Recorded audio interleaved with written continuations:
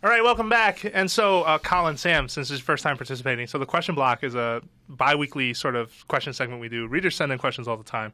But in order to be efficient and also challenge ourselves a little bit to give the best answer possible, we put a timer on, 4 minutes. So in 4 minutes, we got to get this question done. So it's about jumping in and, just kind of making your argument. And it was inspired by the work of some really cool folks over at 1UP, and I decided to keep it alive, and some listeners helped us rename it. So now we're in the question block. First question comes from Alex. What do you think of Mr. Sakamoto's recent comments about creating a new entertainment?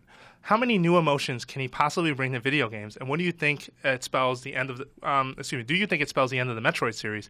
As he said, he's possibly not directing it anytime soon. Now, to give you guys context before we begin, Sakamoto told CVG, and Sakamoto, in case you don't know, Yoshio Sakamoto was the producer and director on some of the most important Metroid games, from the original to Super Metroid. He was involved with Zero Mission and also Fusion. He's been involved, and Other M actually was produced by him, which a lot of folks know is a very divisive game. So asked on if he plans to return to working to more traditional games, he told them, "I don't intend to do so. I do not intend to do so. There might currently be various tasks I may be involved in with past series. However, even if so, I would like to introduce new entertainment and new fun to those series. This might be indirect, but it may take if we can make new types of gamers enjoy video games for the first time through Tomodachi Life, then they may eventually become interested in more conventional games. I would like to challenge myself to do that." So let's go. What do you guys think? Is Sakamoto done with Metroid? I hope not. I mean, I think that there's lessons all over the industry. You better stick to what people like. And I think Castlevania is the newest example of that. Konami finally let Ig out of his dungeon just for him. Well, he let himself out. Yeah, well, just and then he was, and then he was gone. And now he's going to make a game that he should have been making all along when Mercury Steam was making Castlevania games that people didn't want. So be mindful of that. I like Sakamoto's games. He's never been involved in any of the best Metroids. Yeah. Well, I think he has, but like I think Prime? that. That's right. You are. I would. I like that Zero context. Mission and the 3 Prime games better than any other. Are you Prime dude? I like Prime 1, but I still think Super Metroid's the best one. Yeah, I also I'm think with that. did he do Metroid 2?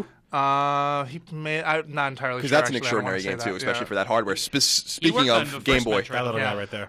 So I just want to toss out there because I went to Sakamoto had a GDC presentation a couple years ago. I want to say maybe 2010, and he was talking about Sakamoto as a producer and a director. He has a very wide palette of things he's worked on. He worked on the WarioWare games.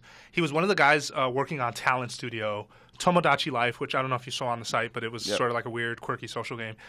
He takes inspiration from films like Dario Argento and other weird That was things. a really interesting interview. When Yeah, and so hearing him and that specific GDC presentation, it's so good. That presentation was just kind of letting you know, hey, this guy has a wide palette of experiences and things he likes to do, but he was involved with Metroid at one point, and he made some really good games.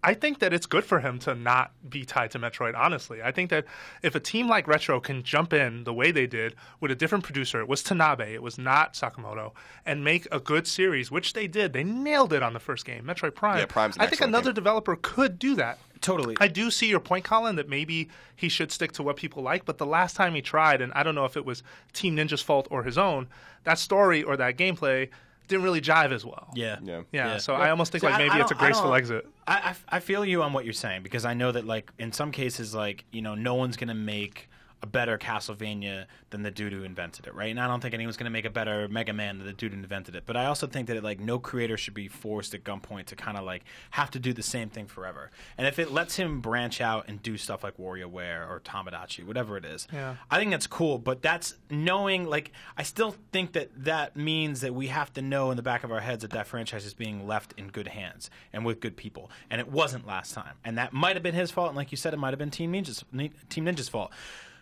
But Metroid's problem more and more is that those games don't sell well. And they're hot with people like us. I mean, you have a Metroid shirt on right now. I love Metroid games. But to see those come back, it's kind of like F-Zero. We love them more than they actually really sell. So I don't really see, But compared to what? Compared to anything else, especially now, to make a game like Not Metroid. compared to other Nintendo first-party games. What do you mean? They did fine. Metroid sells like shit in Japan. In Japan, yeah, but it does well here. It They does all right. did well enough to make like 10 of them in the last 10 years. Right, but I mean, how many Kirby's have they made in the last 10 years? I'm just 100? saying, they're going to keep on making them. I think I think they'll keep making Metroids, but I do think that Metroid as a series isn't earning Nintendo as much money as the Marios. No, I think the Kirby's. I think they're focusing on where they can make the most money. The thing that's weird to me about what he's saying is like he wants more people to play games and. Dude, Nintendo needs to learn its lesson.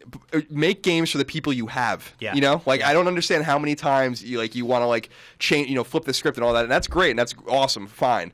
But you have a group of people that are starving for content and you know the content they want and they don't want this different kinds of experiences. They want what they love. They want Nintendo games. I do want to push back on that a little bit, though, because I do feel that the idea of trying to pull in a bigger audience is noble and it's interesting, and it did work for Nintendo with the Wii for the most part. And with but it shouldn't come at the cost of the people who really enjoy your games. And that's our timer, so unfortunately we got to stop there.